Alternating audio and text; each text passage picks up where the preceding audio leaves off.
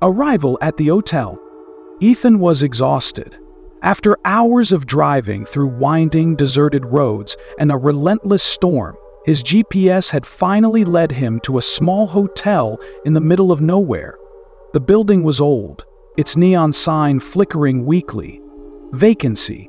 The receptionist, an elderly woman with hollow eyes and a voice barely above a whisper, greeted him with a polite but uneasy smile. "Traveling far?" she asked, as she handed over the key to room 615. "Yeah, just passing through," Ethan replied, rubbing his eyes. As he turned to leave, her voice stopped him. "Wait," she said firmly. Her trembling hand reached out and grasped his wrist. "Whatever you do, don't go near room 616. Don't even touch the door." Ethan raised an eyebrow, half amused. "Why? What's in there?" "Just promise me," she said, her eyes pleading. Ethan nodded, humoring her. He was too tired to argue. The ominous corridor. The elevator creaked as it carried him to the 6th floor.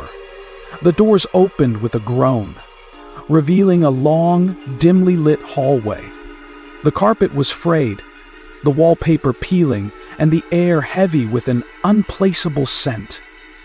Damp, with a faint metallic tang.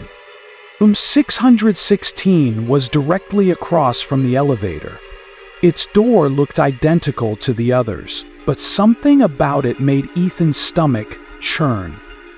The brass number 616 gleamed unnaturally bright, as though it were polished daily, unlike the rest of the hotel, which seemed untouched for years. As he passed the door, he felt a sudden chill, like a cold breath against his neck. He quickened his pace and entered room 615, locking the door behind him. A restless night. Ethan's room was simple but serviceable. A bed, a desk, and a small TV mounted on the wall. He threw his duffel bag onto the chair and collapsed onto the bed, eager for sleep. But the storm outside was relentless. Thunder roared, rattling the window, and flashes of lightning lit the room intermittently. Just as he began to drift off, a faint tapping sound pulled him back to consciousness. It came from the wall behind the bed, the wall shared with room 6116. So, at first it was rhythmic, like someone tapping their fingers. But as the minutes passed, it grew louder and more erratic. Ethan turned on the TV to drown out the noise, but the static-filled screen offered no comfort. Then, at precisely midnight, the tapping stopped. Silence. Ethan sighed in relief and turned off the TV, but just as he closed his eyes, he heard something else. A whisper. Faint, almost imperceptible, but undeniably there. "Come, see? The key appears." Ethan shot upright, his heart pounding. He scanned the room, but there was no one there.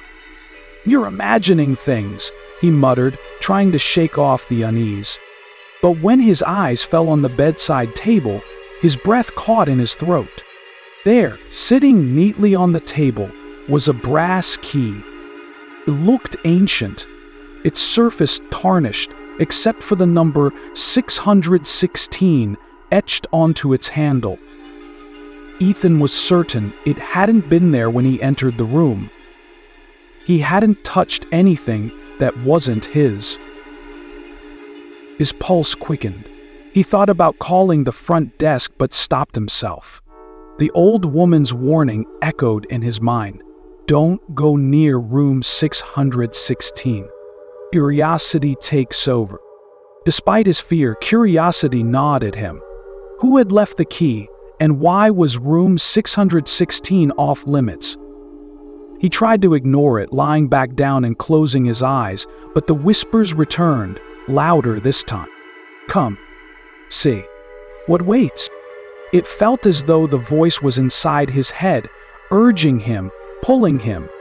Unable to resist any longer, Ethan grabbed the key and stepped into the hallway. The air was colder now, almost icy.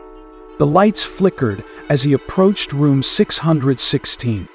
Unlocking the door, the key slid into the lock effortlessly, as if it had been waiting for him. When the door creaked open, Ethan was met with darkness. He hesitated on the threshold, his instincts screaming at him to turn back. But something compelled him forward. Inside, the room was identical to his own, but covered in thick layers of dust. The furniture was old and decayed, and the air was heavy with the scent of mildew.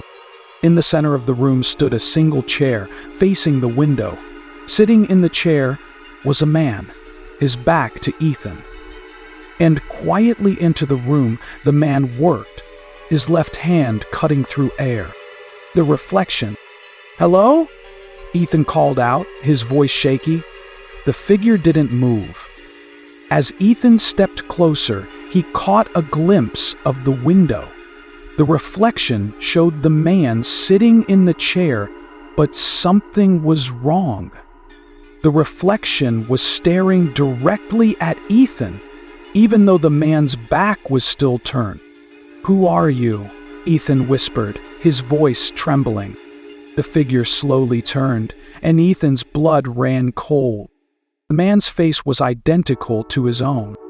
The revelation. The doppelganger smiled, but it wasn't a friendly smile. It was cold, sinister. "I've been waiting for you," it said, its voice a distorted version of Ethan's. Why am I here?" Ethan stammered, backing away. The figure stood, towering over him. "Because you opened the door," it said, "and now you'll take my place." And Exo returns to the early communist era past to try and solve the problem of killing himself. The final moments. The room began to spin, the walls warping and closing in. Ethan's vision blurred as a cold, suffocating darkness enveloped him. Instead of offering relief from his pain, the light began to sicken him. The darkness became a wall of night. The last thing he heard was the door slamming shut behind him. The twist ended. The next morning, the receptionist saw a new key hanging neatly on the hook behind the desk, marked 615. She sighed and muttered, "They never listened." As a new guest entered the hotel that evening, she smiled weakly and handed them a key. "Room 615, and whatever you do, don't go near room 616.